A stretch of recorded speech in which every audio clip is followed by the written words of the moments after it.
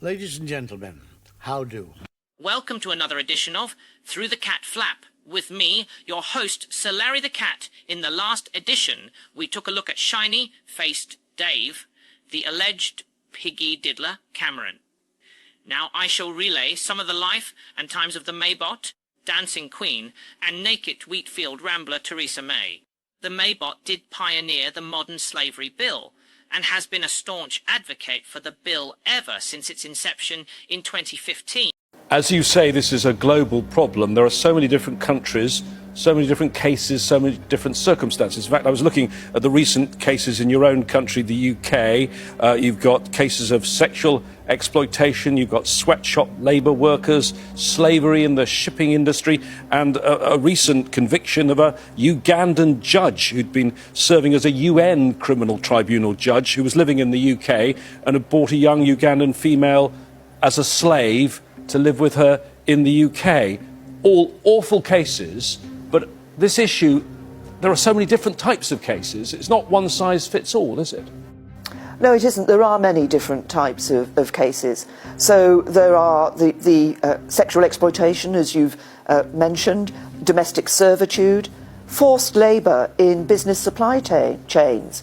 This is a big issue. We have key recommendations in this area that government should mandate businesses to act to investigate their supply chains and their own operations to see if there is forced labour, and then act to remediate that, to stop that from taking place and prevent it from happening in the future. So these are important aspects.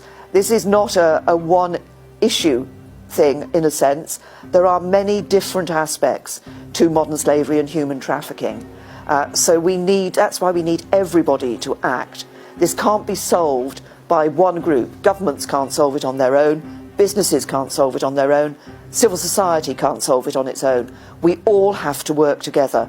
And that's one of the points of having launched the report at the United Nations, showing that this is something that affects every country in the world. No country is immune, and we need to work together to end modern slavery and human trafficking.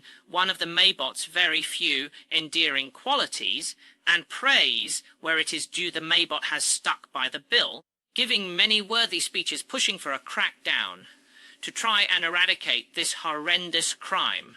But as with all Tory Prime Ministers went on to blot her copybook, Theresa the MayBot served under the alleged piggy diddler Cameron as his Home Secretary from 2010 to 2016, where she brought in what became known as the hostile environment. What this bill is taking things further and looking at those areas where I think most people think it's unfair. They think it's unfair that somebody can have an appeal after appeal after appeal. They think it's unfair that people can have access to public services like the health services without paying into them.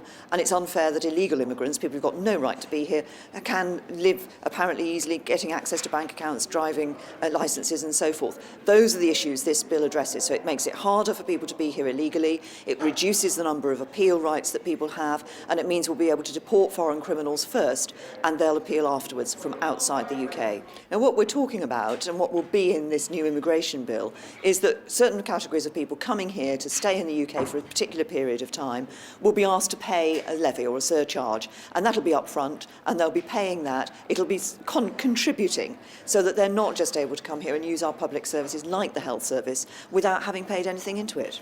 What we're talking about is something very simple. We're saying that actually if you've got no right to be here in the UK, then we don't think it should be possible for you to rent properties.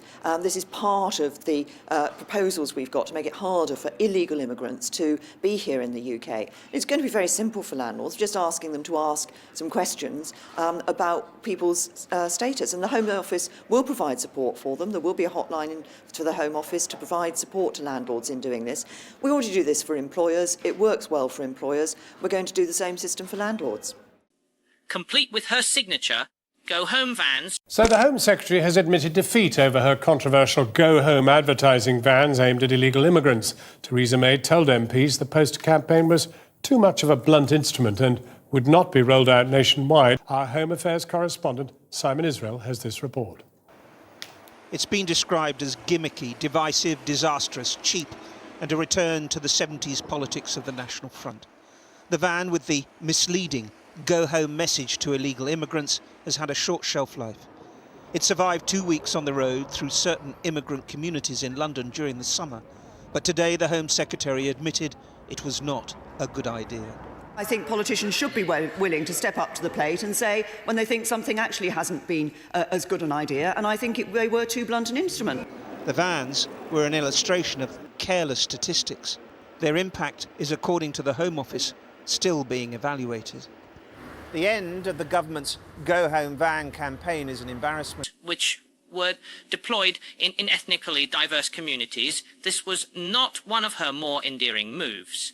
This led into the Windrush scandal in 2018, when the MayBot was the Prime Minister and her Home Secretary, who was Amber Rudd, continued on with the hostile environment policy. Many relatives of those family members of the Windrush generation that came to the UK from the Caribbean to work and help rebuild it in the 1950s, suddenly finding themselves no longer welcome in the country they had come to know as home.